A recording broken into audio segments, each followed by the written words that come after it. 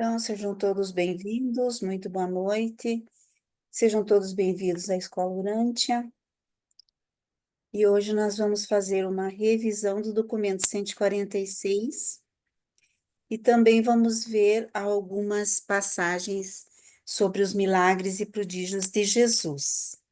E essa revisão de hoje eu vou fazer usando o questionário que eu vou colocar no site do Moodle da escola, tá? Então, esse questionário nós vamos responder como se fosse essa revisão, tá bom?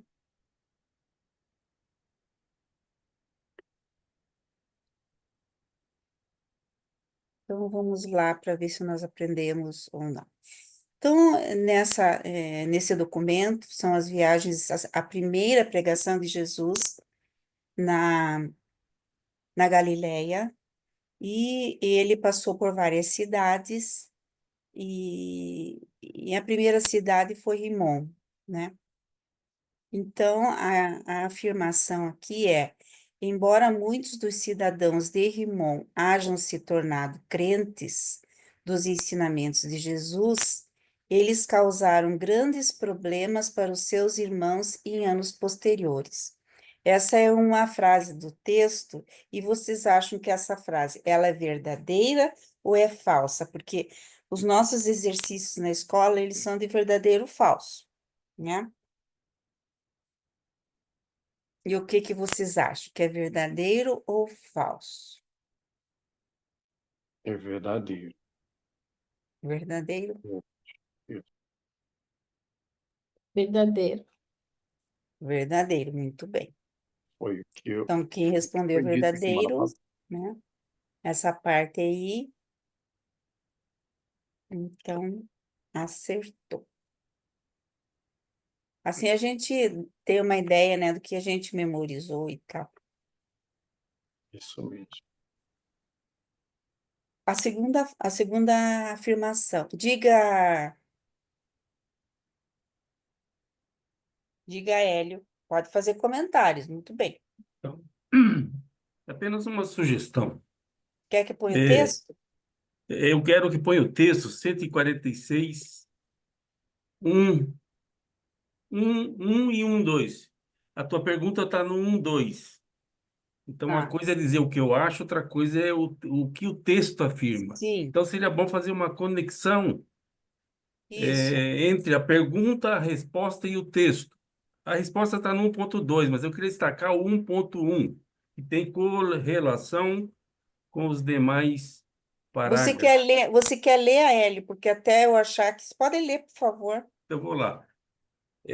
A bem da verdade, a campanha na Galileia passou por muitas cidades e os ensinamentos foram específicos em cada cidade a considerar, a considerar o perfil de cada uma dessas cidades e seus respectivos moradores. Então, tá lá no 1460, as cidades que foram visitadas, nem todas teve uma particularidade que o documento revelou. Mas, de qualquer modo, essas cidades da Galileia, Rimon, Jotapata, Ramá, Zebulon, Irom, enfim, está lá no 146.0. Gerazim, Caná, Naim, Endor. Então, algum desses capítulos vai falar dos ensinamentos específicos em cada uma dessas cidades. E no texto não está uma repetição do mesmo, tipo, o que se falou numa cidade se reproduziu na outra, ela dá destaques. E no caso específico de Rimon, está falando o seguinte, eu vou ler. A pequena cidade de Rimon dedicou-se certa vez à adoração de um deus babilônico do ar, chamado Ramã. Muitos dos primeiros ensinamentos babilônicos e do zoroatrismo eram ainda abraçados pelas crenças dos rimonitanos.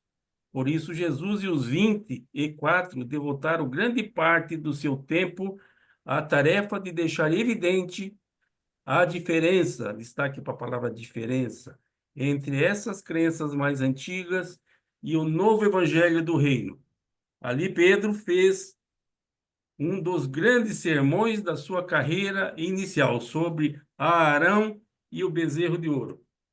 Então, não é o tema, mas, de qualquer maneira, a maioria deve saber o que aconteceu nessa época, lá no deserto, em relação à ação do Arão e do bezerro de ouro. Mas não sou eu que vou dizer. Mas, enfim, é um destaque que vale a pena verificar com mais tempo. Agora, para consolidar a resposta, está no 1.3.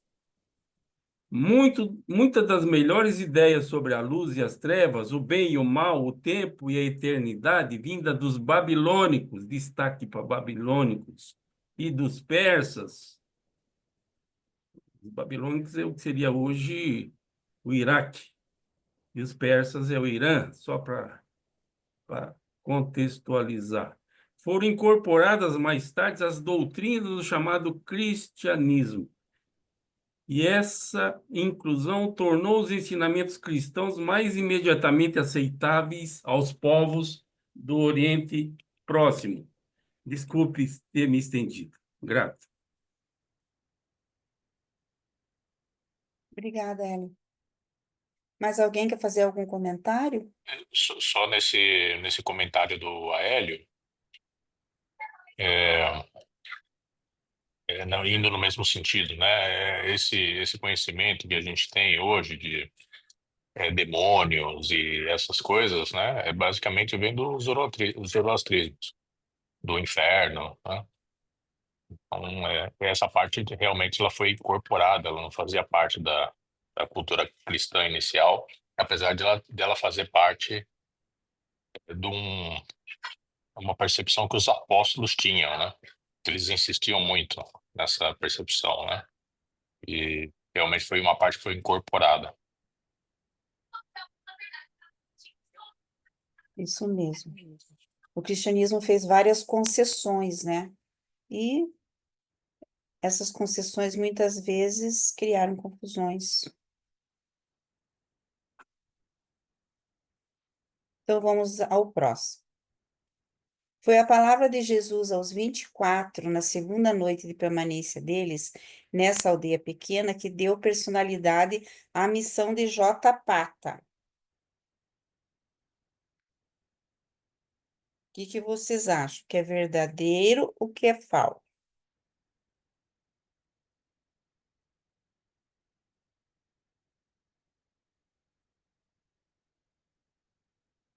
O Jotapata ali foi a segunda, na segunda. O que que aconteceu ali em Jotapata? O que foi importante, né? Então, Jesus, alguém quer? Não vou falar, vou esperar. Vai, Hélio. Eu tenho a facilidade de estar vendo o texto. Para mim Aham. é muito fácil. Não, quem abriu 146 vai estar tudo Não, lá. está muito fácil. Mas eu quero só destacar, então, efetivamente, é só ler. Está ali, a resposta é verdadeira, claro. Mas eu não sei se vale a pena a gente gastar uma hora ou duas só nessa Sim. lógica de verdadeiro ou falso. Eu acho que é uma oportunidade da gente consolidar Não, sim, a aprendizados. gente pode. É, Então, lógico. e o melhor aprendizado não vem da cabeça do A, ou do B, ou do C, vem do próprio texto. Então, Uhum. aqui, se me permitir, eu vou ler o texto, Sim. até para destacar que o que se aprendeu em Jotapata não é exatamente o que se aprendeu em Rimon. Tem particularidade. E qual é a particularidade, que é o que vale a pena? Qual é a particularidade de Jotapata em comparação a Rimon? Vamos ao texto. Eu vou ler. É, vou ler o destaque que eu faço, não vou ler o inteiro, que nós também não vale a pena voltar tudo. Vou lá. Está no 146, 2.1. Destaque. Natanael estava com a mente confundida pelos ensinamentos do mestre a respeito da prece, da ação de graças e da adoração.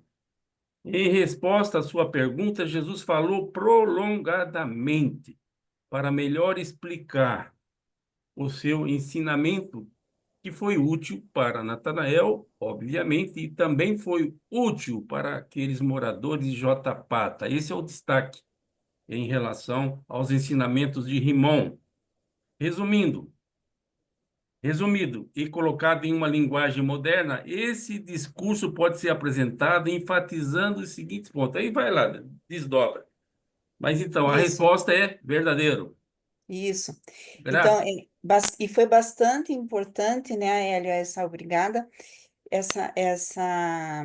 esse discurso de Jesus, porque ali ele citou 16 razões, ele citou 16 pontos em que ele fala sobre a oração, em que ele fala sobre a adoração, e ele nos dá muitas preciosas, como é que eu posso dizer, não dicas, mas orientações sobre como proceder com relação à oração, né?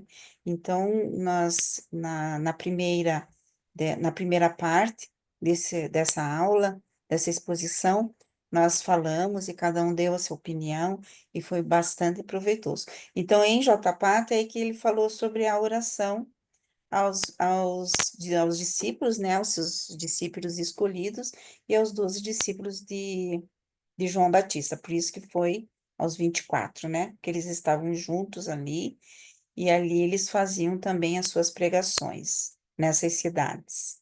Estavam todos muito felizes. Em algumas cidades eles foram bem-sucedidos, e em outras cidades nem tanto. Em Jotapata, eles foram bem-sucedidos e receberam essa lição maravilhosa de Jesus, que nós vimos são 16 pontos em que ele fala sobre 16 parágrafos, né? Que ele fala sobre a adoração, a oração e o louvor, e como proceder. Então, são questões que a gente lê, relê e sempre aprende. Número 3. É possível a uma criatura completamente egoísta dos reinos do tempo e do espaço receber as glórias não egoístas do paraíso? Essa é aquela frase assim, né? Que está na cara a resposta. Verdadeiro Ninguém ou vai dizer que é falso? possível. Eu facilito as coisas, né? Muito fácil. Sim. Deus lambuja essa pergunta aí, já é a resposta, viu, Lília? É. Então, essa é uma das primeiras questões, né, que Jesus coloca, o quanto você tem que estar unido o quanto que você tem que viver a fé para que a tua oração seja realmente segundo a vontade de Deus, né? Que se você for imagina, uma criatura completamente egoísta, é claro que não vai receber as glórias do paraíso, porque as glórias do paraíso são glórias não egoístas. Quer colocar o texto, Aélia? Eu gostaria que você colocasse, eu estou vendo que você já tem acesso. Eu estou vendo o texto aqui, mas coloca para consolidar a Pois é, resposta. mas é que se eu sair, daí Pede alguém aí, uns co-anfitrião para te o ajudar aí. texto está lá na frente. Então, eu Pede posso para um até colocar. co-anfitrião te Cadê ajudar. o... Para Espera só um compor. minutinho. Cadê o texto aí? Então, a resposta é correta, não é Não, possível, é mas falsa. o Ah, que o não é livro ensina? Onde está isso no texto? Isso. Independente da sua 4,6. opinião ou da minha. 4,6. 4,5 o quê? 4,6D. Também no comecinho ali. Quem que acha primeiro? Achou? Não. Calma. Chega. Carregando. Estamos carregando aqui. Tá. Tá aqui. Então, Onde? você quer que eu compartilhe aqui? Pode compartilhar. Tá lá. Não, mas eu sei qual que é. o É item? no 2,5. Aqui. Tá aqui. Isso. Então eu vou ler. Aham. Só um pouquinho. Tem também improvisado aqui, tá difícil. Tá bom. Há uma lei básica de justiça no universo, da qual a misericórdia é impotente para se desviar. Não é possível a uma criatura completamente egoísta dos reinos do tempo e do espaço receber as glórias não egoístas do paraíso. Uhum. Nem mesmo o amor infinito de Deus pode forçar a salvação da sobrevivência eterna de qualquer criatura mortal que escolhe não sobreviver. Tá Continua? bom. Uhum. A É, miser- acho que já está respondido, né? é. Esse para nós é como se fosse até uma lógica, né? Porque Aham, não tem, Mais que por causa do lógico. livre-arbítrio também, né? isso. Muita gente pensa, nossa, mas é, não é possível que alguém escolha, mas daí Deus estaria obrigando as pessoas a escolher o caminho, né? E nós Uhum, temos esse livre-arbítrio. E é uma coisa assim meio, puxa, mas nós somos seres tão ainda no início da nossa jornada, mas o início dessa jornada, ela também, Deus, o ajustador do pensamento, ele dá essa oportunidade de que você faça essa escolha. É impressionante isso. Hélio. No meu entendimento, a pergunta não tem a ver com livre-arbítrio. A pergunta tem a ver com a consequência da escolha. Muitos acreditam que qualquer que seja a tua escolha, a tua salvação, a tua entrada no reino é garantida. E aqui está falando com todas as letras. Você tem o direito de escolher, claro que tem. Mas você vai se ferrar se fizer a escolha errada. Esse é o ponto que deve ser destacado na pergunta e no texto, salvo melhor juízo. Sim, tem essa questão, né? Mas, na minha opinião, se trata de uma escolha. Você ser egoísta ou não, ponto. Às vezes você tem que lutar muito. E também a gente não pode julgar. Ah, mas aquele lá é egoísta. Aquele lá já está com a vida, né? Já está com o destino feito. Esse vai para o inferno mesmo, entre aspas, né? Porque inferno, segundo o livro de Dante, não existe. Mas esse vai não vai para o céu, vamos dizer assim, não vai para o paraíso. E a gente não pode julgar, porque quem conhece todas as lutas que a pessoa lida, né? É Deus, é Deus. E é interessante que esses dias eu estava ouvindo o Neemias falar fizeram uma pergunta sobre o destino de Judas, né? Porque Judas traiu Jesus, tudo. E foi toda aquela questão. Será que Judas sobreviveu? Então, o Neemias colocou uma questão muito assim interessante. Será que Judas vai ser julgado só por um ato, só por esse ato? E todas as outras coisas boas que ele fez, ou, né, ou que ele tentou fazer, a gente não sabe toda a luta dele. Então, ele não pode julgar ninguém mesmo. É muito interessante isso. Nunca pensei assim nessa questão, né? Porque a gente acha assim que foi um erro muito, foi um erro fatal assim dele, mas a gente não sabe como ele será julgado. Vai saber depois, na sequência, porque o livro não fala nada. Ah, Judas isso, só fala que o nome dele é evitado no nosso universo, né? O nome de Judas. No universo inteiro sabe o que aconteceu. Pelo menos os planetas que já conhecem, né, a Jesus. Vamos para a seguinte, então. A Ilza. Sidney ou Ilza. A Ilza, Sidney. Mas eu, Cid, enganei o Henrique ontem e enganei você hoje. Então, eu vejo que aí, num lugar do livro, fala que a grande luta do homem é contra o seu ego. A maior das lutas, né? talvez, seja com o seu próprio ego, que vem mostrar aí o egoísmo, né? Se o meu ego é tão grande assim que eu não posso enxergar mais ninguém, é difícil de até a misericórdia divina, né? Não consegue segurar a justiça nesses casos, né? Então aí você fez uma escolha, escolheu o seu próprio ego, na vez da vontade do Pai. Então, você já fez a escolha, né? É isso que eu mais ou menos entendi sobre esse texto.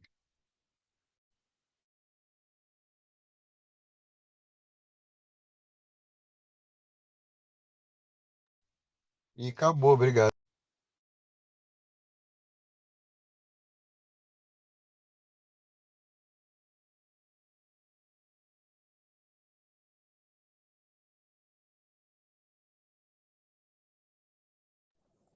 Você Sem está sem áudio. som, Lilian. Vai ter que começar tudo de novo. Tá bom. Então, número 4. O Pai no céu já vos perdoou antes mesmo de ter dispensado em pedir perdão, o perdão a Ele. Mas esse perdão só se torna disponível à vossa experiência religiosa pessoal no momento em que vós perdoardes aos vossos semelhantes. Verdadeiro. Também acho que é Verdadeiro. verdadeiro, né, Fernanda? Quer que coloque o texto, Lilian? Bom, pode colocar. Ai, peraí.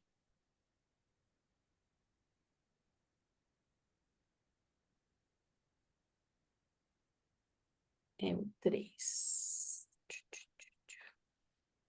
Aqui, ó. O Pai no céu já vos perdoou antes mesmo de ter dispensado em pedir perdão a Ele. Mas esse perdão só se torna disponível à vossa experiência religiosa pessoal no momento em que vós perdoardes aos vossos semelhantes. O perdão de Deus não está de fato condicionado ao perdão que dais aos vossos semelhantes, mas é condicionado precisamente assim na experiência. E tal fato da sincronia entre o perdão divino e o humano foi deste modo reconhecido e incluído na prece que Jesus ensinou aos seus apóstolos, que é o Pai Nosso. Uhum. E é tão importante esse ensinamento que ele colocou no Pai Nosso. E muitas vezes, como eu comentei, nós rezamos automaticamente o Pai Nosso sem, né, sem a gente pensar realmente aquilo que está falando, né? E sem a Isso é gente viver. O importante é viver esse Pai Nosso. Então, e hoje em dia se fala muito, até em outros movimentos esotéricos, né? O quanto o perdão liberta. O quanto o perdão liberta. Henrique. Então, a gente sempre tem dificuldade de entender algumas coisas que os reveladores nos trazem aí, e esse é um exemplo bastante bom. Na verdade, existem partes do livro onde onde diz que nada do que nós podemos fazer pode surpreender a Deus, pode magoar a Deus. A única coisa que nós podemos dar a Ele de forma que Ele fique satisfeito é cumprir a vontade dEle, né? Então, assim, quando a gente pede perdão para o nosso Pai, é como o texto falou aí, na verdade, o Pai não fica magoado com a gente. Ele não fica condenando a gente. Ele permite que a gente faça as nossas escolhas. Então, quando fala que, né, o perdão acontece dentro de nós, quando nós perdoamos as outras pessoas ou os nossos irmãos, isso acontece porque, para nós, de forma pessoal, é estabelecida do nosso lado uma reconciliação com Deus. Porque quando a gente faz alguma coisa errada, a gente fica imaginando que, como a gente foi impuro, Deus não quer mais se contatar com a gente, está apartado de nós porque nós fizemos as coisas erradas. E, na verdade, não é assim. É a gente que, ao fazer as coisas erradas, nós achamos que somos indignos e que nós não merecemos a Deus. É por isso que eles falam que Deus já nos perdoou antes.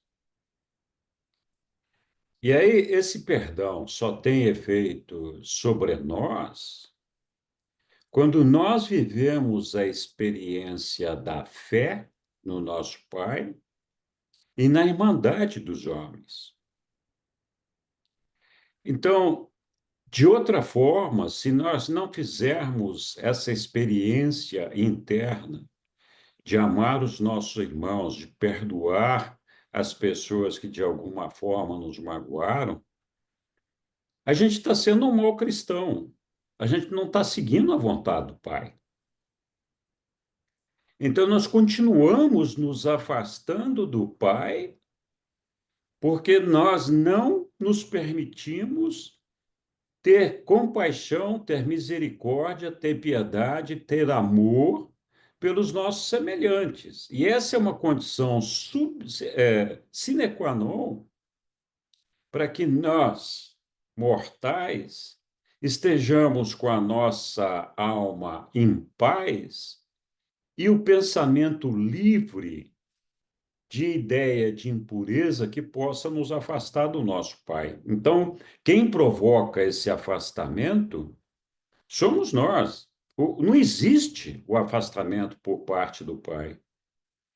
Quando nós fazemos alguma coisa errada, o ajustador do pensamento não pega a malinha dele e vai embora. Ele continua lá. Então, ele não guardou nenhuma mágoa, não fez nada. Ele pode até falar, puxa vida, o que eu faço agora para jogar um pouco de luz, de discernimento sobre esta pessoa, para que ela possa perceber melhor as coisas, né? Então, o propósito da gente perdoar, de usar, nós aplicarmos a misericórdia, significa fazer a vontade do Pai, mas não com o objetivo da barganha de obter o perdão. Deus não está barganhando com nós. Ele só está dizendo, olha, no momento em que você se livrar das suas culpas, dos seus problemas, você vai ver que não tem razão para ficar afastado de mim. Então, esse que é o ponto-chave. Nós temos que perceber que as coisas que nós fazemos errado não faz com que o nosso Pai se afaste de nós. Em nenhum momento. Em nenhum momento. Ele sempre fica ali, torcendo por nós, fazendo um esforço danado com todas essas criaturas maravilhosas e ele próprio dentro da nossa mente, buscando nos conduzir até ele. E sempre respeitando o nosso livre-arbítrio que a gente estava falando lá atrás. Se não fosse assim, Deus teria nos criado perfeitos. Ele sabe que a imperfeição é parte do nosso processo. Então, a imperfeição implica que nós cometemos erros. E o mau potencial está inserido nesses erros. Agora, esses erros, eles podem acontecer por ignorância, por desconhecimento, porque nós não compreendemos, não aprendemos. Então, isso é parte do processo evolutivo e esse tipo de erro não é um pecado. Agora, quando a gente faz uma coisa errada que a gente sabe que é pecado, que aquilo é uma violação a, a lei divina, a lei de Deus, quando nós sabemos disso, isso denota claramente que a nossa fé não é suficiente para nos dar a retidão necessária para chegar até o nosso Pai. Então, é uma medida muito clara de falta de fé. Vou repetir: quando nós fazemos alguma coisa errada, sabendo que aquela coisa errada é errada, e muitas vezes nós voltamos para pedir perdão para o Pai, puxa vida, eu fiz um negócio errado aqui, eu prometo nunca mais vou fazer, não deixa minha mulher, meus filhos, meu marido saber, não deixa não sei o quê, não sei o quê, não sei o quê, me ajuda aqui, me tira dessa, eu prometo que nunca mais vou fazer esse negócio.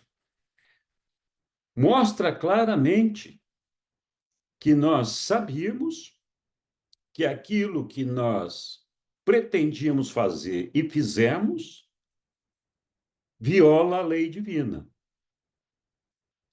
Só que por falta de fé, falta de amor no nosso pai, nos nossos irmãos, nós cometemos aquela falha e depois nos arrependemos dela. Então, o perdão é para essas falhas. E não é um perdão porque o pai fala assim: não, agora você pediu perdão, vem aqui, eu vou te abraçar. Não, ele está do nosso lado. Se a gente não pedir perdão, ele não vai se afastar da gente. Ele vai continuar nos abraçando. Até o momento que a gente diga: olha, quero ou não quero. Né? E tem um terceiro ponto, que é quando a gente sabe que está errado, deliberadamente continua fazendo aquilo que está errado, e a gente faz aquilo mesmo, sabendo o tempo todo que a gente está violando a lei do pai e nunca se arrepende daquilo. Esse é o iníquo,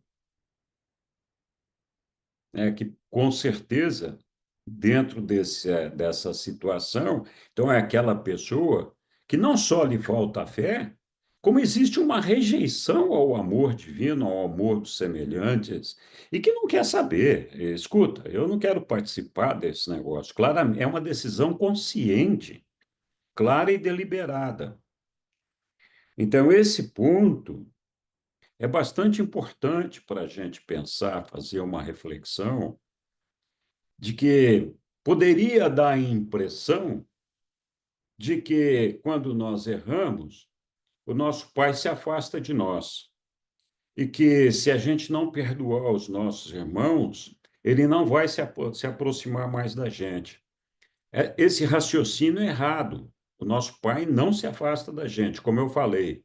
O ajustador do pensamento, cada vez que a gente faz xixi fora do pinico, ele não pega a malinha dele e vai embora para casa. Ele não abandona a gente. Independente da gente se arrepender ou não, ele vai continuar insistindo ali, tentando acertar. Então, na verdade, nós é que somos quem temos que nos perdoar.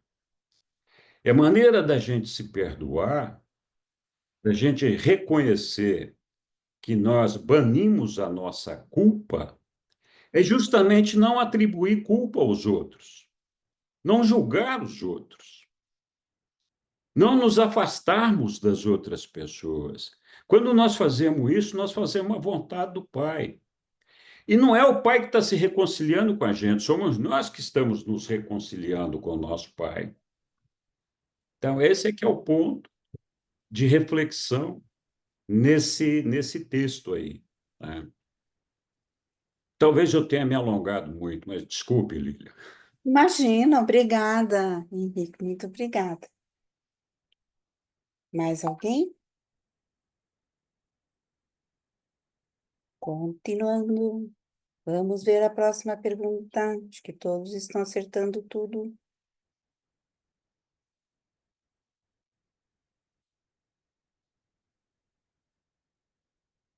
Vamos 5.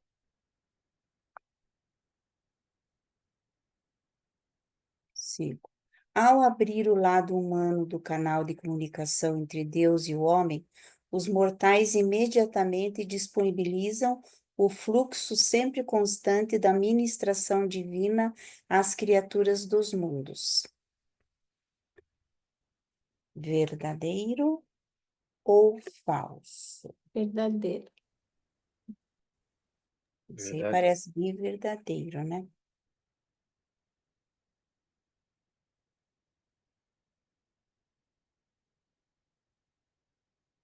Quer pôr, Sueli, ali o Sim, eu texto? só não tô achando aqui. Você sabe qual é? É o 3, né? Não, é o 2, é esse mesmo 2. Então, mas você sabe Vamos ver, vamos ver. dois o quê? Tava procurando.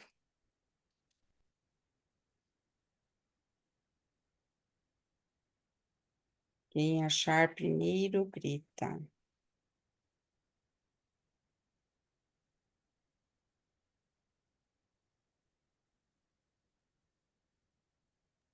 Eu acho que já passou.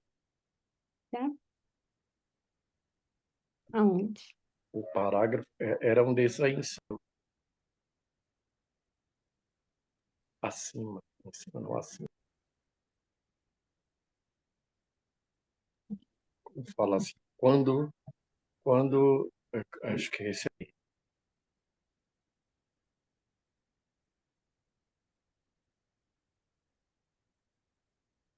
Será que é É, esse parágrafo? Acho que é esse. eu não lembro mais a pergunta. Ao abrir o canal Não, não é esse, então. de comunicação, Não é não, né, Lia? Não. É porque começa com o advérbio quando, aí eu pensei que era esse Mas não parágrafo. é quando, é ao abrir o canal. Ela abre isso.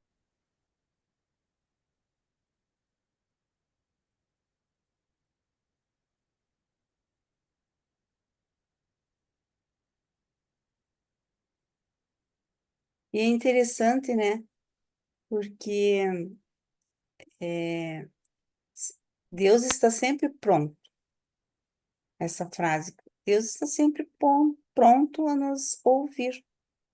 A gente não precisa marcar uma audiência, ou não precisa estar, né, ir à igreja, É mesmo. ou quando você, dentro do ônibus, quando você, eh, quando você está, no seu repouso, quando você está trabalhando, é o 3, né?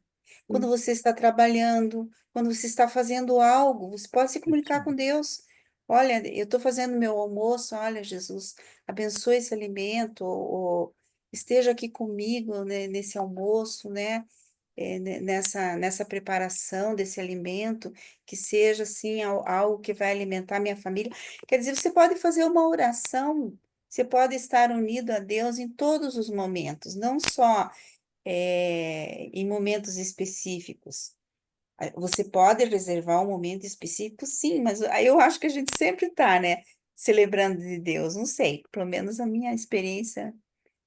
Então, ali, ó, ao abrir o lado do canal de comunicação entre Deus e o homem, os mortais imediatamente disponibilizam o fluxo sempre constante da administração.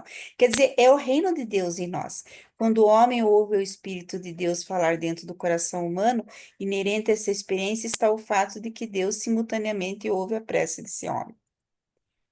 Então, depois fala do perdão novamente. Mas eu vejo assim, eu vejo essa experiência, sabe? E de saber também que isso é resultado desse circuito, né? Vamos dizer assim, desse espírito da adoração, desse espírito que nos leva até Deus, desse canal que nós temos, né? Mas até a gente tem que estar em sintonia, tem que sintonizar. Então, eu vejo assim, essa sintonia, que pode ser sempre essa sintonia. E quanto mais a gente se aproxima de Deus, mais a gente olha, tá oferecendo ou tá pedindo ali, geralmente pede ajuda, né? Mas está ali, olha, que bom, que é um dia lindo, é graças a Deus, obrigada, Jesus, sempre está fazendo uma oração, né? A gente se acostuma, não sei se vocês têm a mesma experiência.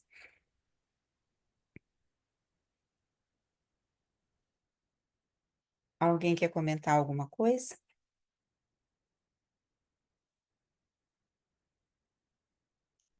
Então vamos continuar.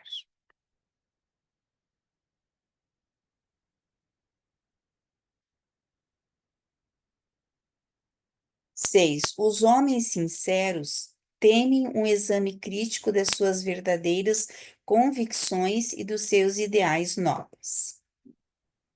Verdadeiríssimo.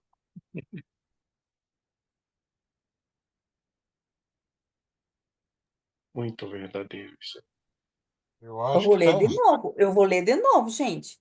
Os homens sinceros temem um exame crítico das suas verdadeiras convicções e dos seus ideais nobres. Não, porque se eles são sinceros, né? Lembra dessa parte?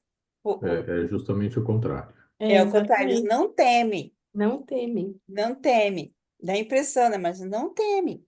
Que se eles têm a convicção, por mais que a outra pessoa fale, olha, mas o certo não é isso e tal, essa pessoa fica tranquila. E Jesus E, ficava tranquilo, né? se eu não me engano, essa frase veio depois de que alguém falou para ele: você está. Eu não me lembro exatamente o que que era, mas não é se ele falando que era filho de Deus e não sei se falaram: olha, mas a gente conhece a sua mãe, conhece os seus irmãos, né? E não sei se é com respeito a isso, Né, mas é desse mesmo, é dessas mesmas alguém que exortações e faz uma orientações, né? contestação de um fato, e aí um dos apóstolos, não sei, vai contra, e aí ele fala: olha, não, um homem sincero nunca teme um exame crítico das suas verdadeiras convicções e ideais. Uhum. Ah, é quando ele conversa com o filósofo, né? E Filósofo grego, o Isso, antigo, quando ele conversa com o filósofo. eu acho que então é no 146:3. 3, é. Isso, lá em Ramá. Em Ramá. Enquanto se procura o texto, eu testemunhar dizer que me acontece comigo diferente, a minha experiência.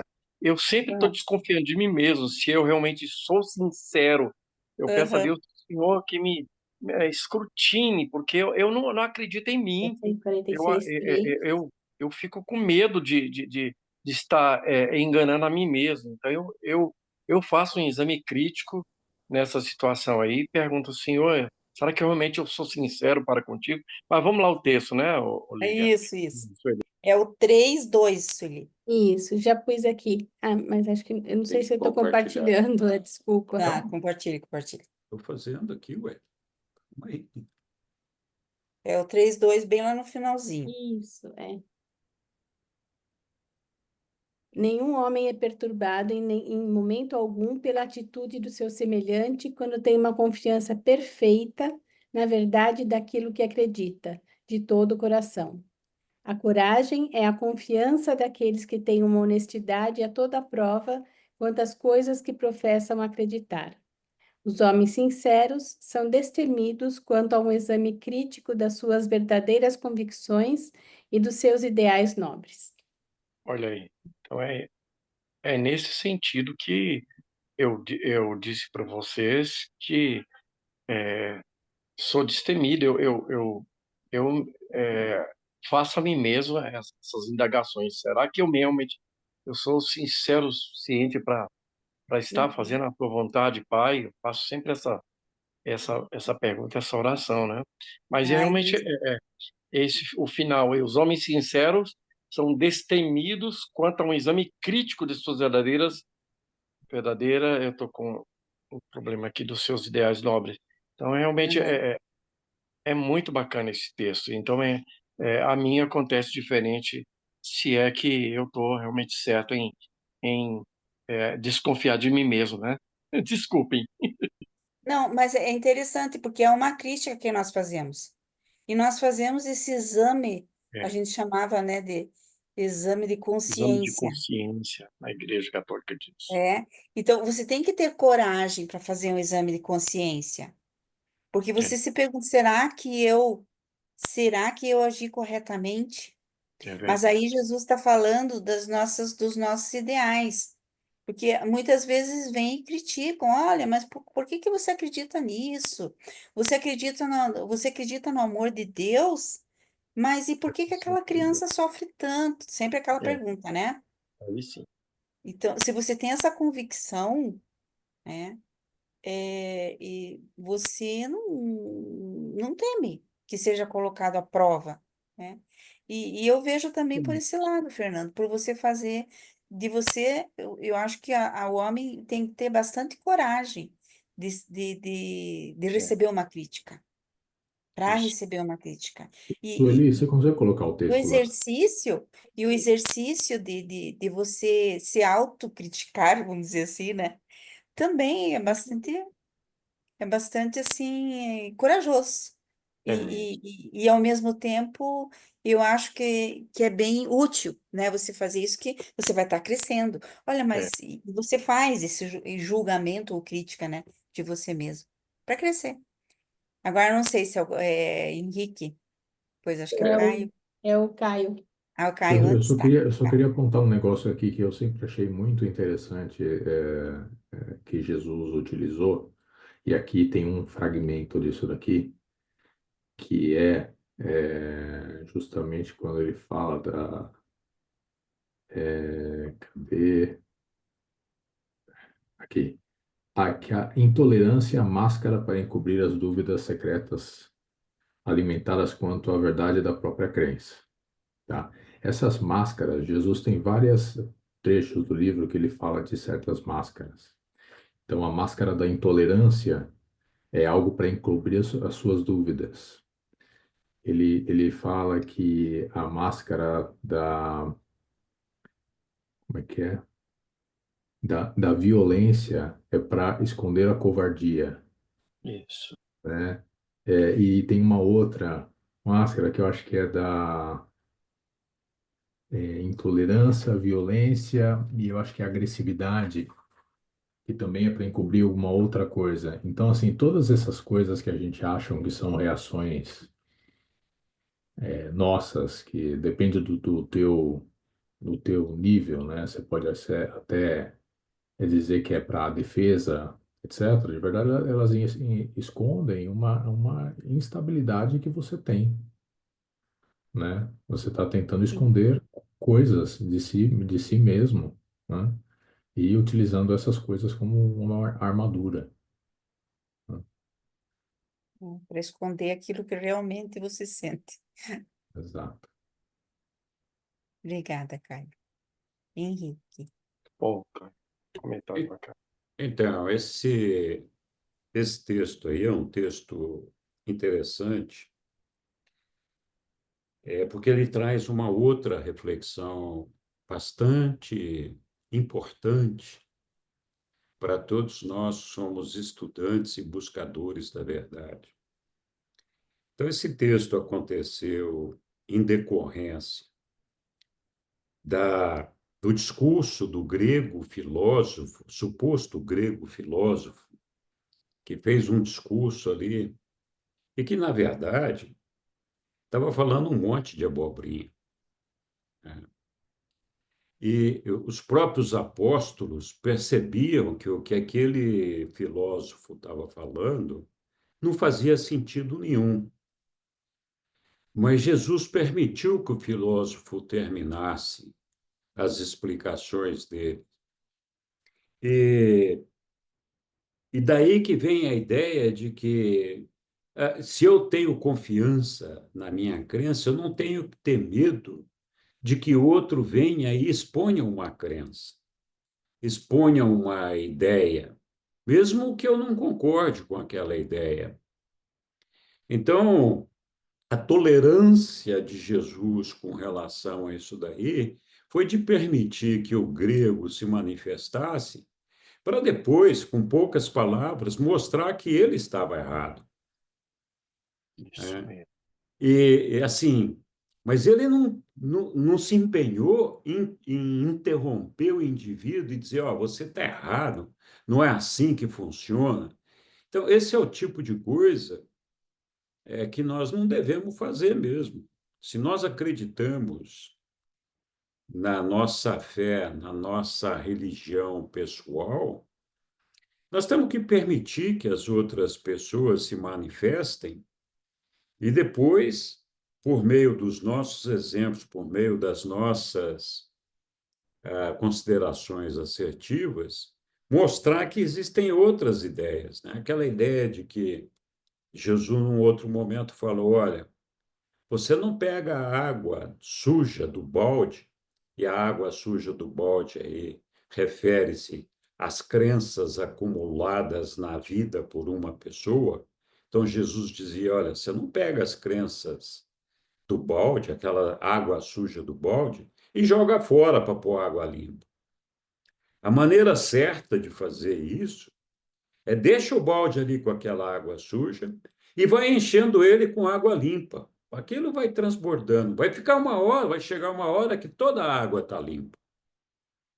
Então, quando a gente tenta argumentar, bloquear, impedir que as pessoas se manifestem, geralmente a gente não tem confiança naquilo que nós queremos expressar e queremos que a pessoa pense exatamente como a gente. A gente não aceita que a pessoa tenha um outro tipo de ideia, né? Então, é só para corroborar com esse. Isso está no início do parágrafo lá, né? Desse parágrafo aí, que fala que os apóstolos ficaram, né, desconcertados com o modo franco segundo o qual Jesus aqueceu quanto a muitas das preposições do grego, mas Jesus disse a ele, depois, em particular: meus filhos, não vos admireis de que eu tenha sido tolerante com a filosofia do grego. A certeza interior verdadeira e genuína não teme nem um pouco uma análise exterior. Então, eu acho que esse é o segundo ponto de reflexão nessa questão aí. Muito bem. Henrique, Oi. eu queria colocar o seguinte. Nossa, eu entendi tanto agora essa passagem do grego falando. Então, nós, quando tentamos justificar um erro e não enfrentamos ele de frente, nós estamos sendo grego, né? Porque para a gente não se sentir não merecedor, a gente acha que não é merecedor da presença de Deus, do perdão de Deus, quando nós devemos nos perdoar pelos erros que cometemos e aprender com os erros, nós estamos sendo gregos quando ficamos justificando ao invés de ver claramente o erro que cometemos, né? Eu achei muito interessante você ter colocado isso. Muito obrigada. Tem esse aspecto também, Vanil. A gente tem uma tendência sempre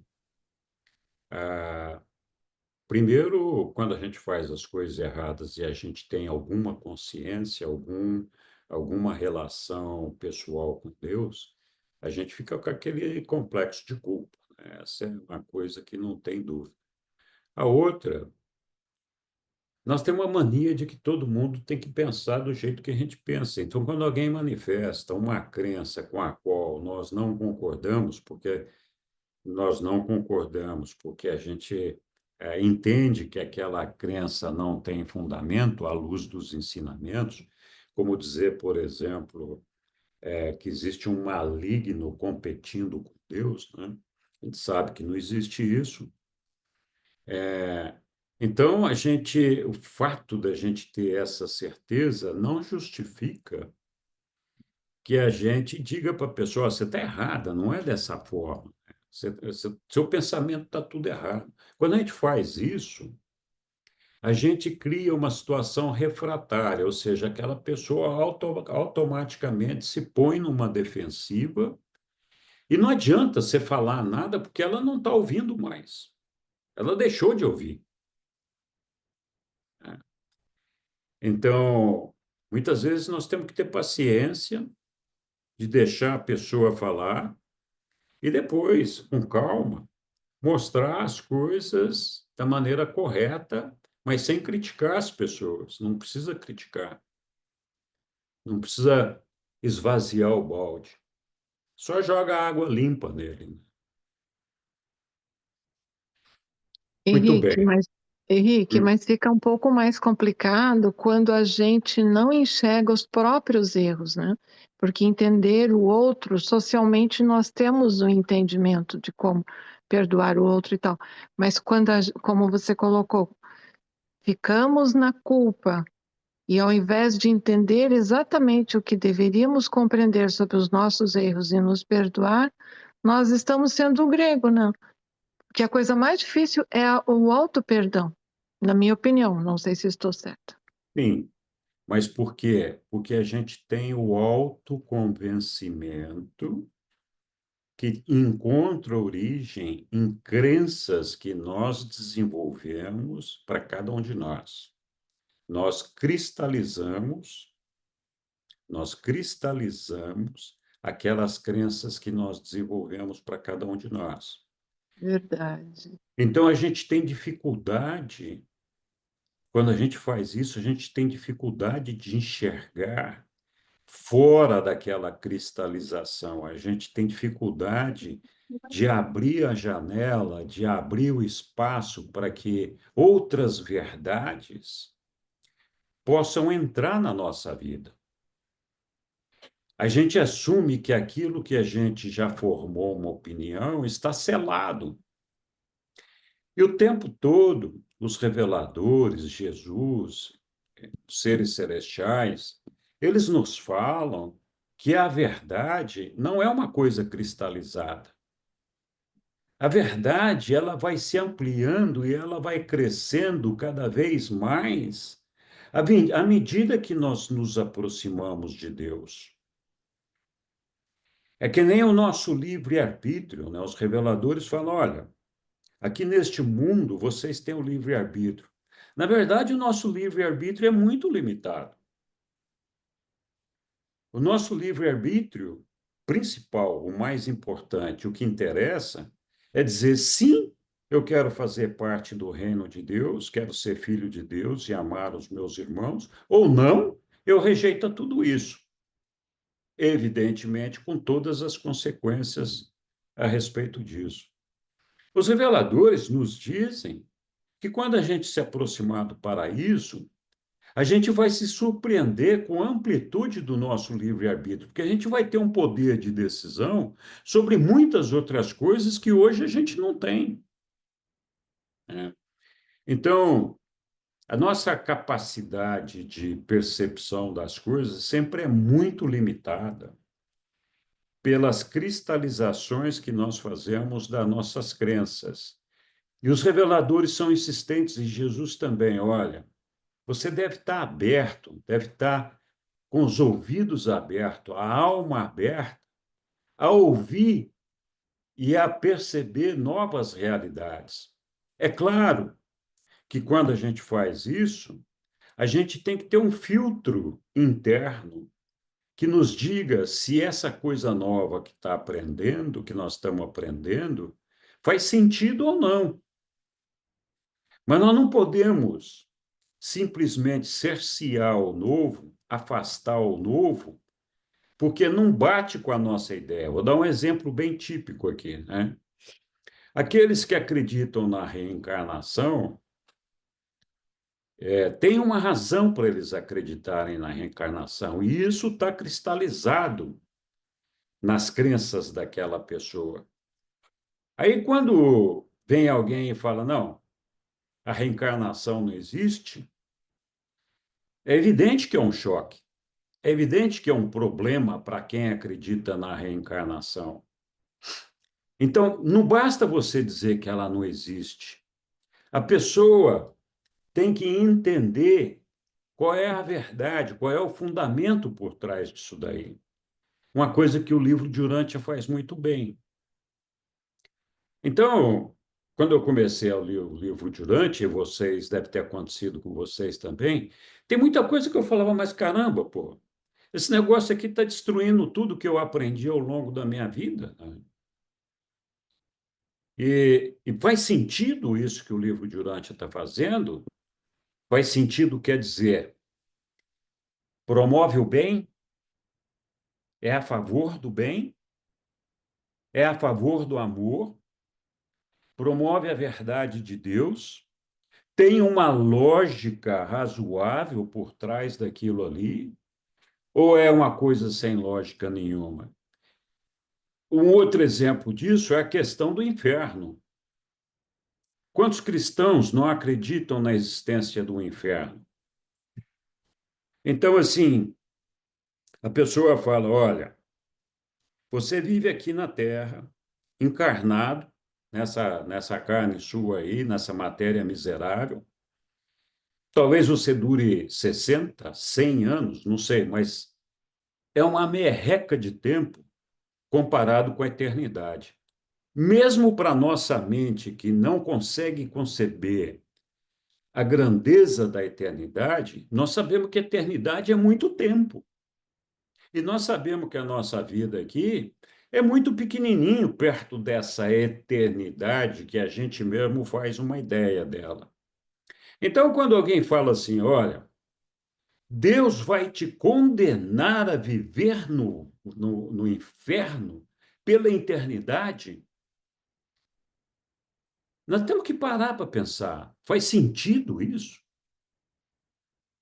Isso é realmente uma coisa que tem uma lógica? Eu vivi 100 anos e fiz um negócio errado qualquer lá, ou muitos errados, e meu pai, que não me ama nem um pouquinho, é um sujeito mau, vingativo, cansado, e que não ficou decepcionado comigo, me condenou a viver a eternidade queimando no fogo do inferno. Faz sentido um negócio desse? Então, aí a gente tem que se perguntar, bom, quem é Deus? Deus é essa figura vingativa?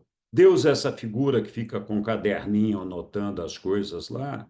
Deus é aquele indivíduo que fica fazendo pegadinhas para pegar a gente no pulo e falar: aham, sabia que você não ia passar por essa. Acha que Deus perde tempo com isso? Deus nos ama profundamente. A última coisa que Deus faria é nos condenar ao fogo do inferno. Então, assim, é essa lógica, esse sentido cósmico. Nós temos uma mente cósmica que a gente pode usar ou não. A nossa mente cósmica nos ajuda a perceber as realidades cósmicas, nos ajuda a perceber aquilo que faz sentido, nos ajuda a perceber a verdade. Por quê? Porque ela sempre coloca ali um questionamento para tudo que a gente está aprendendo. Isso faz sentido? Faz sentido dentro da lógica cósmica da criação de Deus? Faz sentido? E, de outro lado, estimula uma curiosidade. Bom, eu aprendi até aqui, mas, cara, detrás dessa porta aqui tem que ter mais um monte de coisa, eu tenho que procurar, tenho que crescer. Então, essa ideia de utilizar essa mente cósmica é a ideia de você abrir a sua mente, abrir a janela, abrir a porta, permitir que outras informações, outras verdades cheguem até você e você, com essa mente cósmica, faça uma análise seletiva dessas coisas para dizer, eu acho que isso aqui faz sentido, isso aqui não. Curiosamente, essa mente cósmica só funciona bem para as pessoas que se desenvolvem espiritualmente. Então, quando a gente tem um processo de evolução espiritual muito acentuado, a gente faz com que a nossa mente trabalhe coordenada pelo espírito. E é esse espírito que nos dá essa visão cósmica. Então, quando a gente não tem esse crescimento espiritual, a nossa visão fica muito limitada, é a visão do mundo animal, esse mundo que nós estamos aqui. Ao invés de perceber todo o cosmos, toda a criação de Deus, e perceber aquilo que realmente faz sentido. Jesus, em várias passagens, fala, essa maneira sua de pensar mostra claramente que você não conhece Deus, você não sabe nada sobre Deus. E é por isso que Jesus se empenhou em mostrar que o nosso Pai é uma figura de amor, é uma figura que está ali lutando para que nós consigamos nos elevar e alcançá-lo e compartilhar com ele dos planos, dos desígnios que ele tem por toda a eternidade. Então, não é para chegar lá no paraíso e ficar tocando arpinha. Parece um filósofo. Então, assim, nós temos que pensar sempre que as pessoas, elas têm essa cristalização da verdade dentro de si. E nosso trabalho não é convencer as pessoas de que esse pensamento é errado. Não tivesse. Nosso trabalho é convencer as pessoas, é mostrar às pessoas a face divina de Deus, é revelar Deus, é viver Jesus de novo aqui na Terra, é ter amor por essas pessoas, é ter compaixão, é ter misericórdia, ter paciência de conversar e ir explicando aos poucos, até que a pessoa possa perceber, principalmente através dos nossos atos e do nosso amor, essa luz de Deus. E apagar da mente essa cristalização que a gente tem desde a nossa infância, de que o nosso pai é o cara que está com o caderninho na mão anotando os nossos pecados. Ele não está nem aí para os nossos pecados.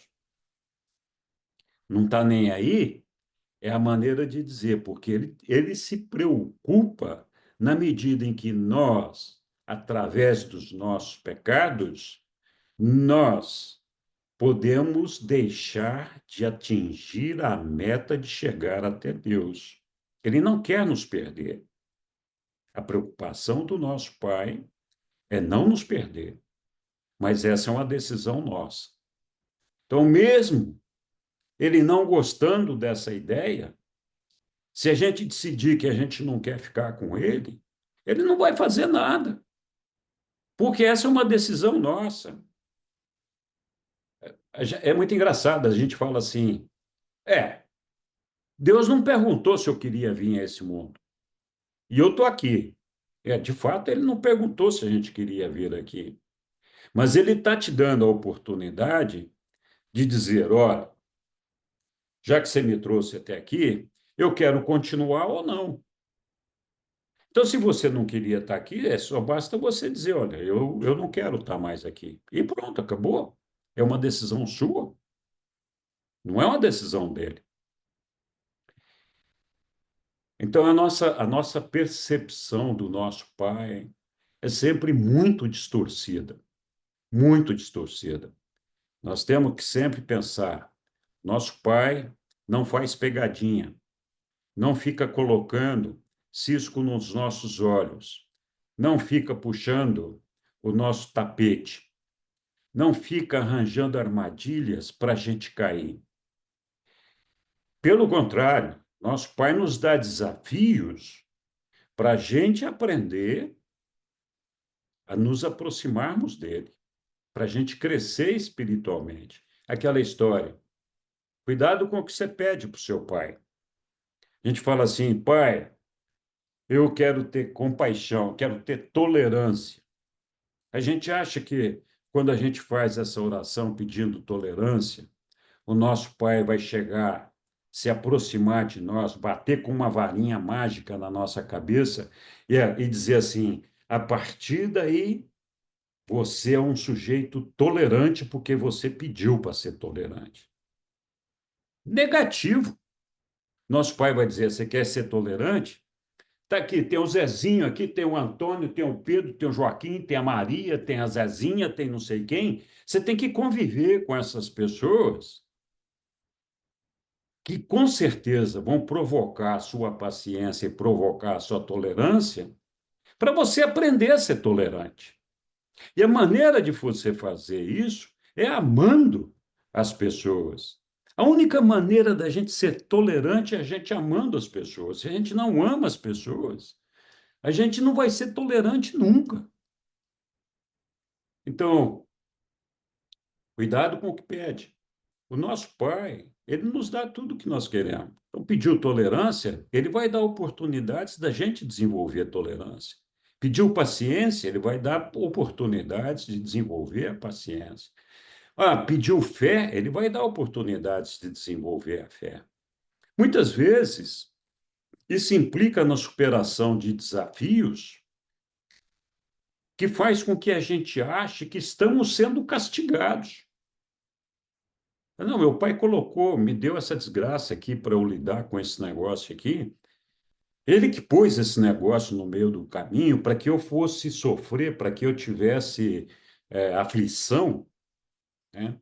Então, esse aqui é o problema, né? A gente não consegue extrair desses desafios, dessas dificuldades que a gente passa, o aprendizado necessário para mostrar, puxa, o que que meu pai está me mostrando aqui? O que que eu tenho que aprender com esse negócio aqui? Quando eu tenho um contato com uma pessoa e a gente provoca uma situação que aquela pessoa se afastou de mim, quem é que errou? A gente fica aqui, né? Vocês estão cansados de ver isso? Eu também. Eu também já fiz isso e faço, né? Eu não desculpo. Se quiser, tem que vir aqui pedir desculpa. Então, é engraçado esse negócio, porque assim, Jesus alguma vez fez com que alguma pessoa se afastasse dele. Por quê? Porque ele amava todas as pessoas, ele tinha respeito por todas as pessoas, ele tinha amor, tinha carinho, tinha consideração por todas as pessoas. Então, é disso que nós estamos falando, desse respeito, dessa tolerância, desse amor que a gente tem que ter por todos os nossos semelhantes, que é nada mais, nada menos que um reflexo do amor do nosso Pai por nós. Nós não geramos luz. A gente tem que prestar atenção. Nós não geramos luz. Nós somos matéria. Quem gera luz é o nosso Pai. Agora, nós temos a possibilidade, a oportunidade de refletir essa luz ou de fazer sombra. Percebe quando tem um poste na frente da luz que fica aquela sombra do outro lado lá? Então, se fosse um poste reflexivo, transparente, ia passar aquela luz, não ia ficar sombra do outro lado lá, né? Então, nós podemos refletir a luz do nosso Pai ou projetar sombra. A gente fala assim, puxa vida, mas a gente consegue fazer isso? Imagina você num ambiente,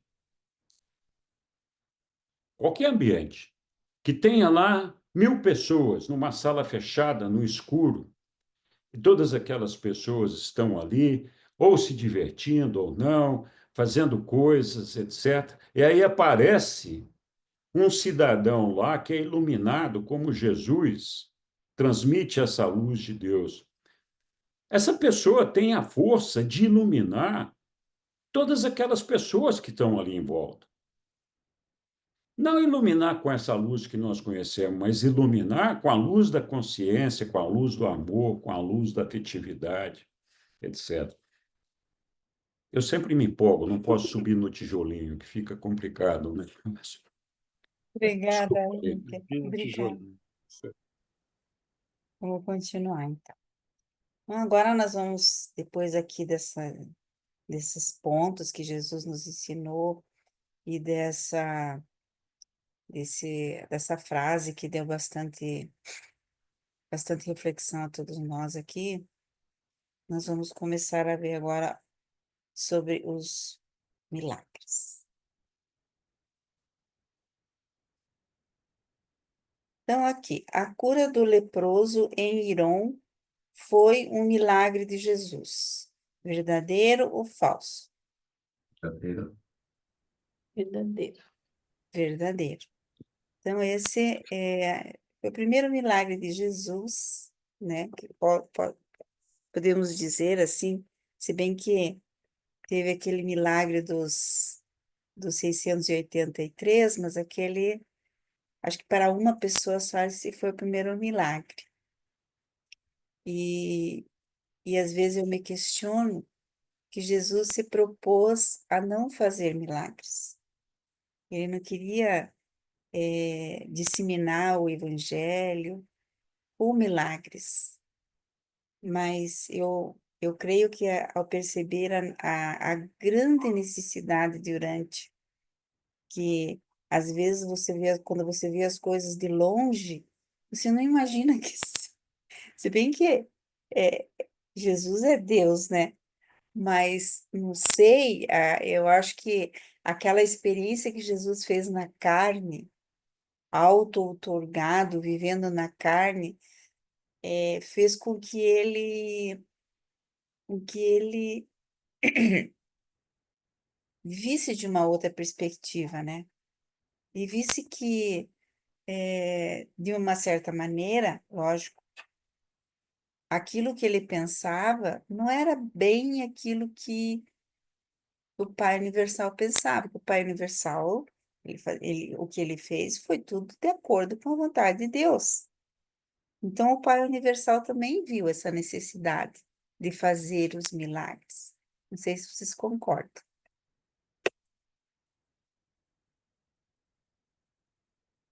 O Henrique tem até levantado a mão, Henrique, mas depois eu comento. tá. É, Henrique, depois o Caio. a gente tem uma dificuldade muito grande de lidar com essa questão dos milagres de Jesus. O primeiro questionamento que a gente faz é, pô, mas ele não se compadecia das misérias que nós vivemos aqui, dos nossos problemas, etc. É lógico, ele viveu na carne isso aqui conosco, e é evidente que ele se compadecia. Agora, a gente tem que entender que Jesus, Micael, o nosso Micael, ele tinha um propósito de estar aqui. Ele não veio para transformar todos nós num mundo perfeito. Vamos pensar aqui no plano de Deus. Ele é parte do plano de Deus. O plano de Deus foi exatamente o de uma criação de todos nós na imperfeição, para, por meio da experiência evolutiva, alcançar o nosso Pai. Esse processo de perfeccionamento implica em muitos problemas, implica na existência de dificuldades que nós temos que superar. Eu não vou entrar em todas elas aqui agora, porque a gente nem tem tempo para isso. Mas o que eu queria destacar aqui é que Jesus não podia interferir no plano do Pai. Então, ele tinha na verdade, três ambientes de trabalho com os quais ele tinha que lidar, que ele tinha que cuidar. O primeiro ambiente de trabalho, a gente tem que se colocar na posição do nosso Micael, de Jesus, para entender o nível de dificuldade que ele teve que superar em si mesmo para fazer as coisas certas. Então, assim, o primeiro ambiente que ele tinha que trabalhar era o ambiente de Urântia, que era a terra, o lugar onde ele estava vivendo, vendo todo aquele sofrimento, todas aquelas pessoas com problemas de doença, uma série de outras coisas, e que ele poderia, se quisesse, resolver todos esses problemas de Urântia. Ora, como é que se encaixa? Vamos admitir que ele fizesse isso. Como é que se encaixa isso com relação aos outros 10 milhões de mundos do universo local dele. Então tá, ele veio aqui, fez um monte de milagre, resolveu um monte de problema, consertou a nossa vida, e os outros mundos vão ficar lá do jeito que está? Aí tem um outro aspecto. Se ele decidisse fazer isso para o universo inteiro dele, como é que ficaria isso com relação ao superuniverso, ao plano do Pai, à experiência, à criação do Supremo? Então, Jesus sabia que poderia decidir qualquer coisa que ele quisesse, mas ele sabia qual é o plano do Pai. Ele não podia rejeitar aquele plano do Pai. O trabalho dele é dar suporte e condições para que todos nós possamos chegar até o nosso Pai. Por isso que ele falava, eu sou o caminho, a verdade e a vida, né? Então, a gente entende essas frustrações, porque justamente Jesus, quando passou os 40 dias depois do batismo, meditando que comportamento ele teria na vida pública, ele pensou muito sobre isso.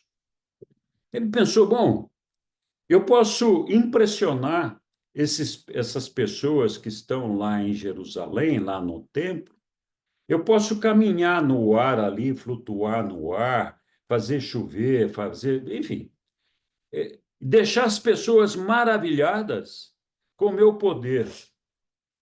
Isso vai fazer com que elas acreditem no meu Pai? Então, e é isso que o meu Pai quer que eu faça? Vem aqui fazer um exibicionismo barato do poder que ele me deu? Então, nós temos que nos colocar no lugar do nosso Micael, no lugar de Jesus, para entender por que ele não queria fazer os milagres. Mas alguns ele deliberadamente fez com propósitos específicos, que estão especificados para cada um daqueles milagres. Aquele que a Lilian comentou da cura dos 684 foi, de fato, um milagre. Mas não foi uma coisa deliberada, que Jesus falasse, não, eu vou curar aqui essas pessoas. Ali o que aconteceu é que a compaixão de Jesus fez com que ele perdesse o controle, se é que a gente pode falar assim, do tempo. Então, aquilo que Jesus quer, aquilo que o nosso Micael quer, é. Então, assim, o tempo não existe para ele. Então, se por um momento qualquer ele deixasse se vencer pela compaixão, ele ia ficar o tempo todo fazendo milagre, mesmo contra a vontade dele. Porque ele ia desejar, não, esse fica curado, aquele fica curado, ele se compadece de todo mundo, aquele negócio todo. E não era esse o propósito da vida dele aqui, né? Desculpa, falei demais de novo. Ô, Caio, fala aí um pouco aí, vai. Obrigada, Caio. Ótimo, Henrique, ótimo. Só queria comentar que realmente ele escolheu não fazer milagres como método do ensino dele, tá? Como método. Mas ele fazia milagre com dois focos e propósitos. Um era como uma ministração de misericórdia pessoal, para com um ou outro que pedia auxílio dele ou que ele se encontrava, né? E por isso que ele dizia para a pessoa não falar nada para ninguém, porque era uma coisa para aquela pessoa, não era uma coisa para os outros, tá? E o outro é como um exemplo prático de algo para principalmente os seus discípulos. Então, a gente pode, eu vou dar dois exemplos desse uso prático, tá? Quando teve a cura lá dos 600 e poucos, se lembrem que eu acho que só 10 daquelas pessoas depois ficaram com eles, né? Ou seja, a maioria foi embora e não sustentou, né, o peso daquele milagre na vida e no segmento, né, dos conhecimentos, dos ensinamentos.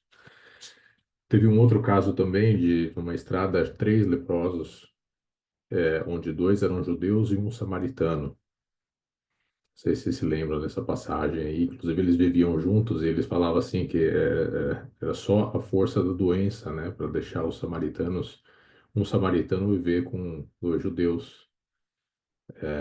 E ele curou os leprosos, pediu para os leprosos irem embora, e o único que voltou para agradecer foi o samaritano, né? Depois ele usou isso como exemplo, tá? Então, realmente, foi uma escolha não fazer milagres como um método de ensino, mas o milagre ele era ministrado com ou ministração pessoal de misericórdia ou para uma exemplificação prática das coisas que os apóstolos iam encontrar. Que não adianta você focar o teu ensinamento em coisas espetaculares, que as coisas espetaculares elas são vagas de significados e valores, né? E isso o que você tentou ensinar ali, através desse método, não tem raízes, não cria raízes, vai embora. É isso, obrigado. Obrigada, Caio. Mais algum comentário?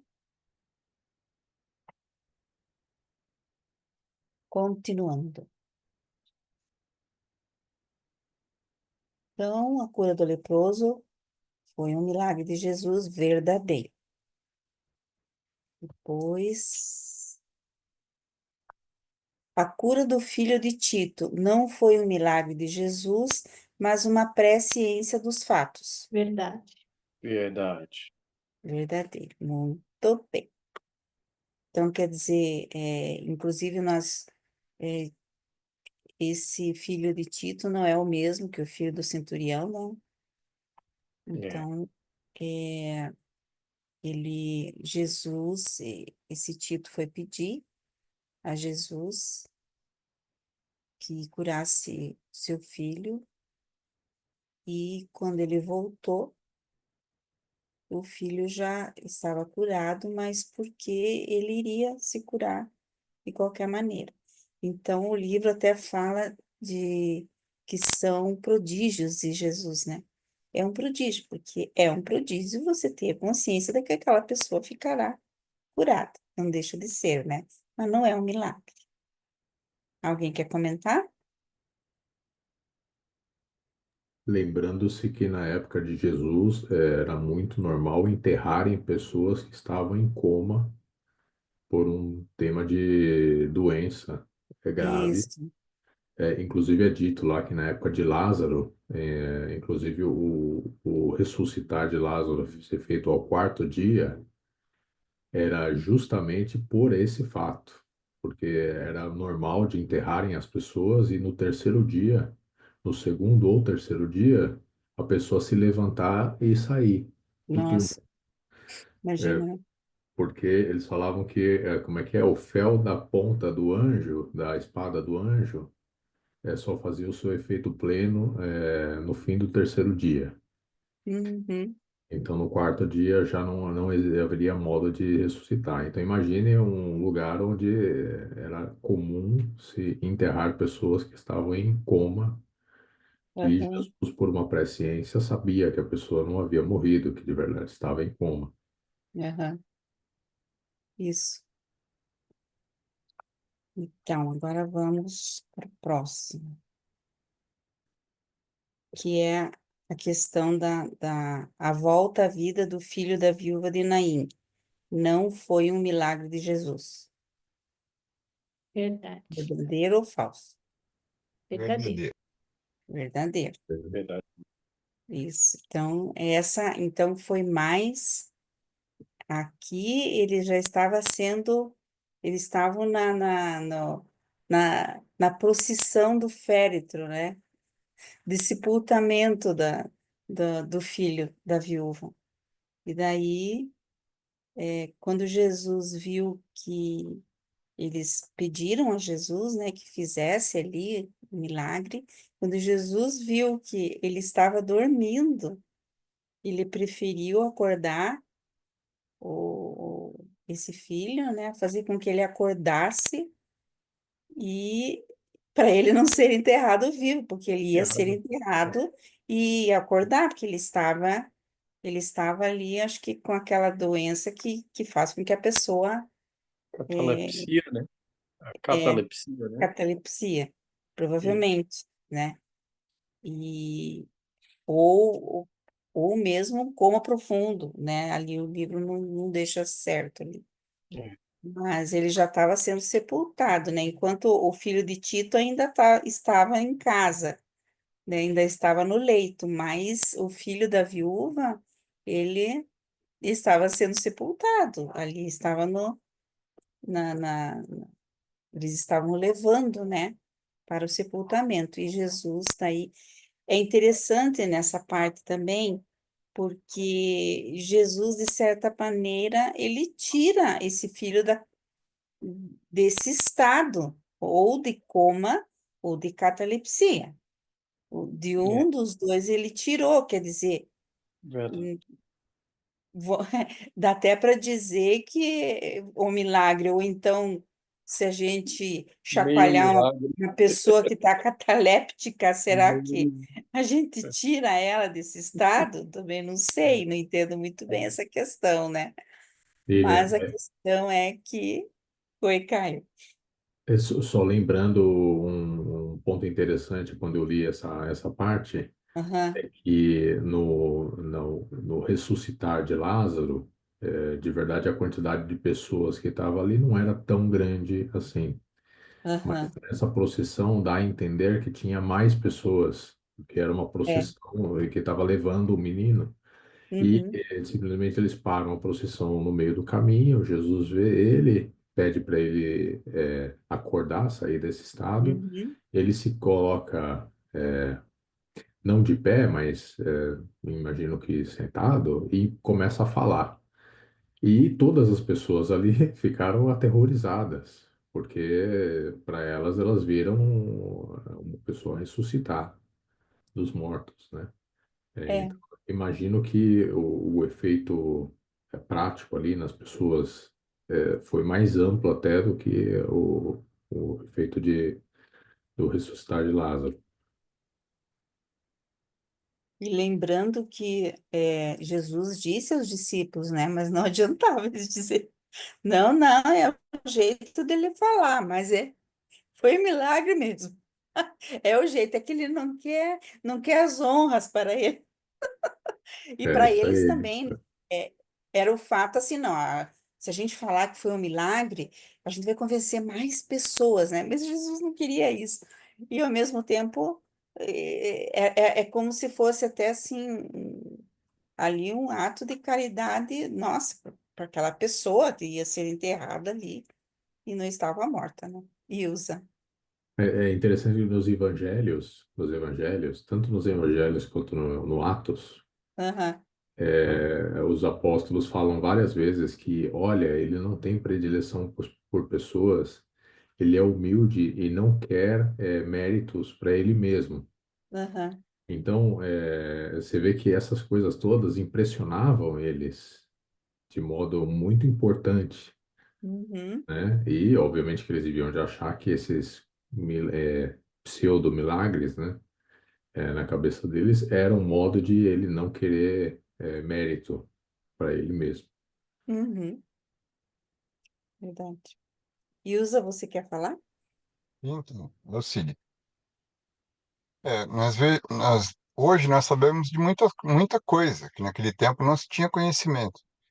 Por Aham, exemplo, um médico hoje, uma gripe comum, ele sabe que vai curar entre 5 7 dias, passou.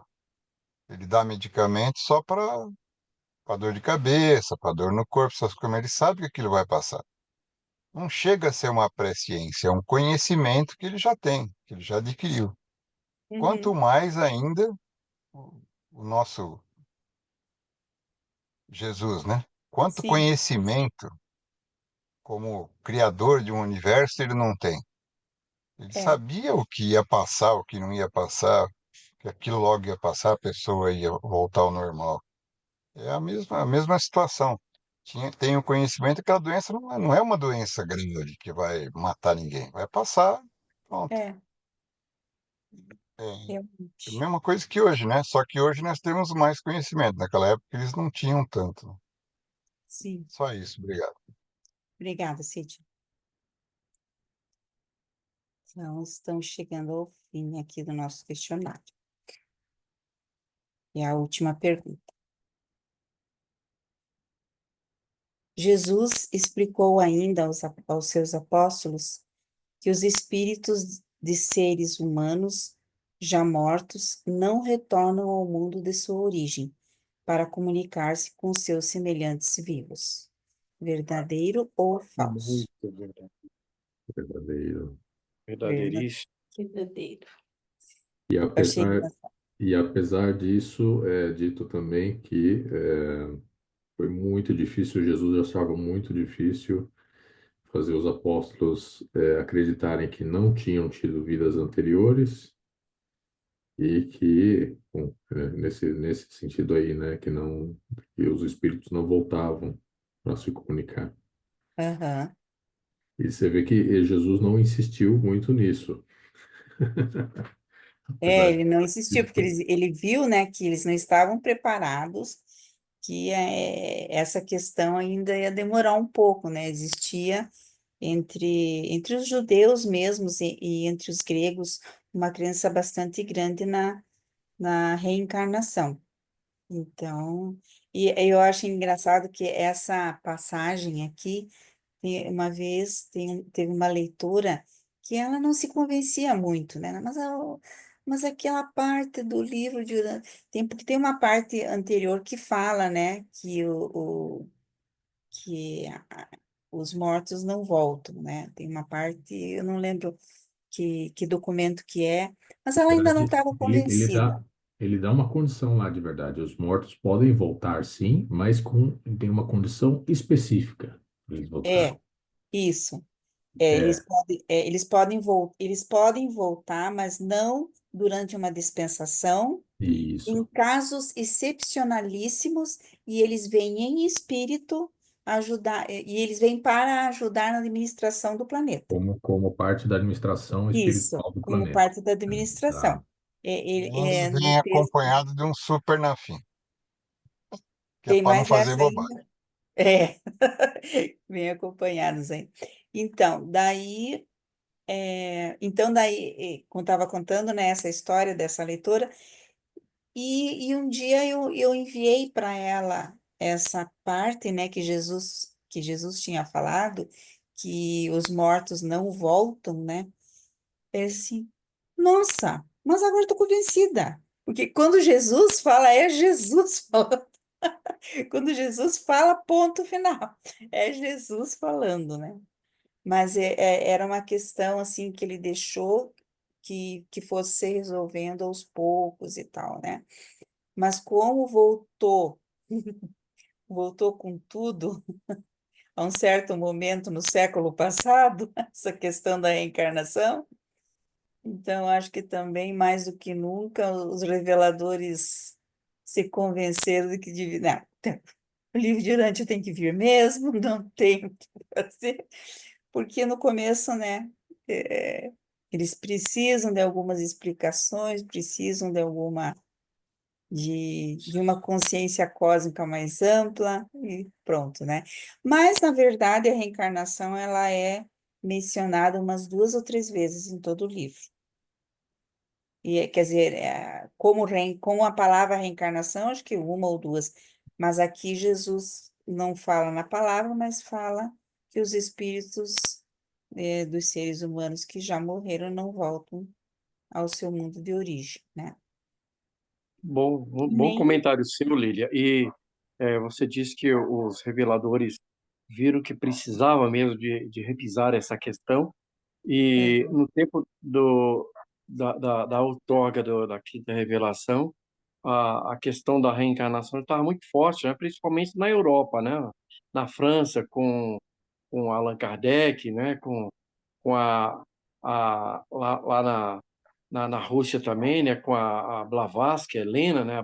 Helena Blavatsky. Então, uhum, as correntes espiritualistas estavam muito fortes, né? E muitos até falando em nome de Cristo, né? Sendo cristianizando, né? Cristianizando-se essa questão da reencarnação, né? Uhum. Com os ensinamentos de Jesus, realmente os reveladores chegaram em boa hora, né? Para trazer-nos essa questão para É, esclarecer, né, a humanidade. Então, creia sim, quem queira, né? E nós que estamos hoje convencidos de que os reveladores realmente abriram-nos os olhos nessa questão, né?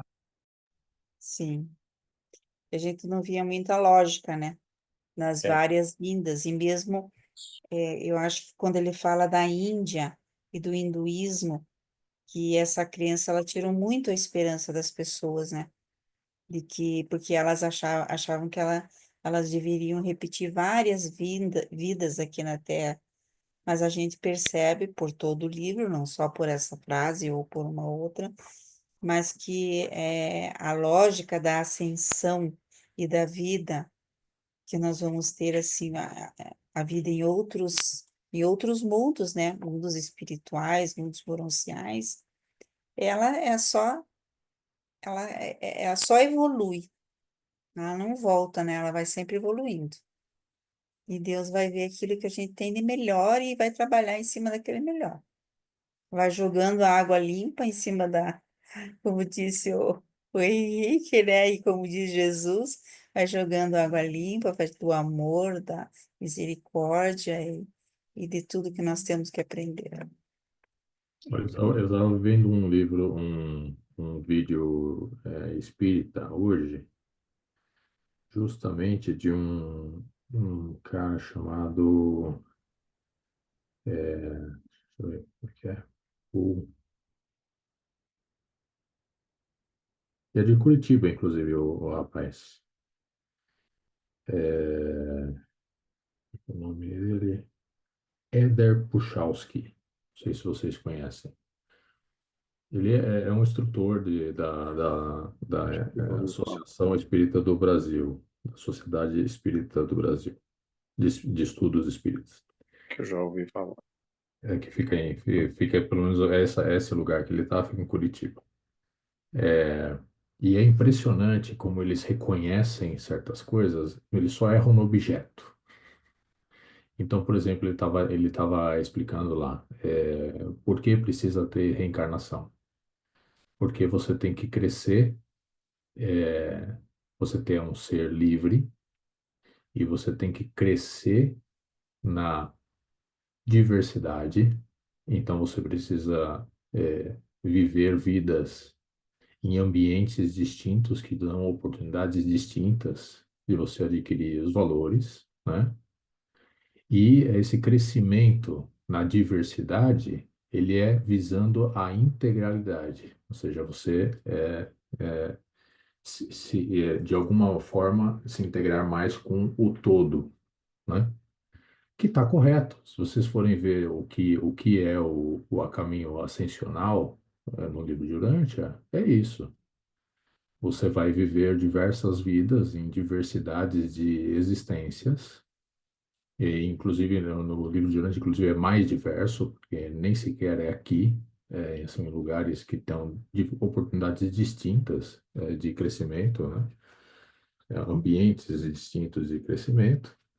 E, no fim das contas, o que nesse caminho todo que você está fazendo é se integrar com Deus.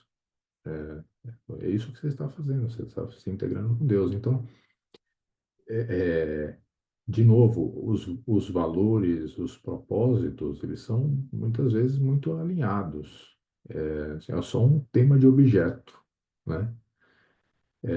E quando eu vejo que Jesus não focava muito nessas coisas, é porque uma das coisas que eu aprendi com o livro é que quando a gente foca nos valores, nas coisas de mais alto nível, automaticamente esses conhecimentos que falam ao espírito, eles acabam melhorando o todo.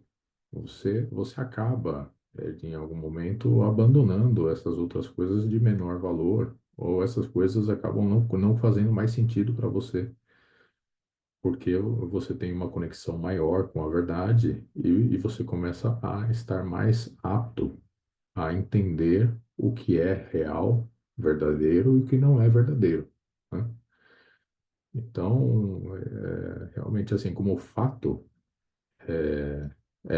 muito interessante que isso esteja lá no livro, que a gente tenha isso como fato, mas não é necessário, vamos dizer assim, insistir em desconstruir isso em alguém para que a gente esteja certo e correto. Verdade. Mais alguém? Então terminamos a nossa revisão. Uau! Lembra, Mara- Fernando, quando a gente fazia as reuniões para responder os questionários? Ficávamos 2 Sim, horas do mesmo. mesmo jeito. Verdade, era desse jeito. Então, Foi muito então bom, tá viu? bom. Foi. Muito obrigada pelas colaborações, né? Foi muito legal. E, Sueli, vamos fazer então a nossa. Vamos. Hoje eu não vou esquecer de compartilhar. Eu Mais acho. um. Parabéns, gente. Muito bom. Parabéns. Bom, Obrigada.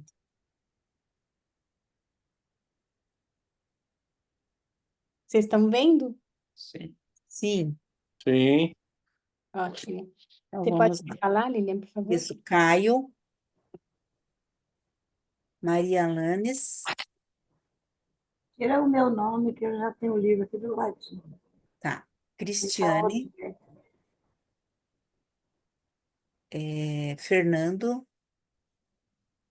pode tirar também, Lília. Deixa oportunidade para outros, viu? tá. Ilza, Sidney, Isabela, Ivanil, Liane. O que é isso? Sorteio de livro? É o sorteio do livro. Ah, não, eu não sabia. Pode retirar meu nome também, por favor. Regina, Sandal, e tem o user, mas ele não colocou o nome dele. Como que é o seu nome, user? Sou eu, Mantovani. Tudo bem, Lili? Mantovani, você está aqui, é o Mantovani. Legal. E eu fiquei quietinho o tempo todo. Pois é, digo, o Mantovani não veio hoje. Então, vamos lá, pessoal. Lembre-se, quem já tem um livro não tem problema nenhum. Se vocês ganharem o livro, vocês podem doar para alguém que vocês queiram, que acham que precisa, acha que quer. Vocês vão estar ajudando a disseminar o livro, tá bom? Isso mesmo. Vou sortear. Ah, espera só um pouquinho, Sueli. Ai, ixi, agora já foi. Já foi? Eu Foi. esqueci o seu Moacir, acho. Ai, caramba. Então, vamos ver se vai dar certo. Vai, vou ter que fazer tudo de novo. Tá. Mas por que que eu esqueci o seu Moacir? Então, ele vai...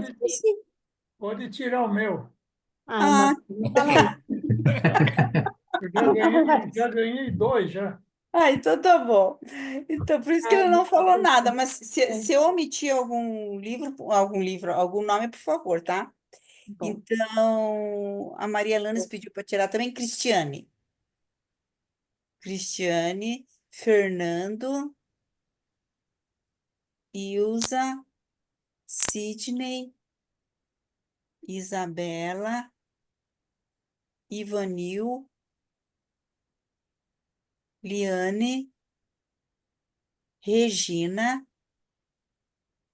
Sandal e Montavani. Esqueci alguém? Não, não. 1, 2, 3 e já.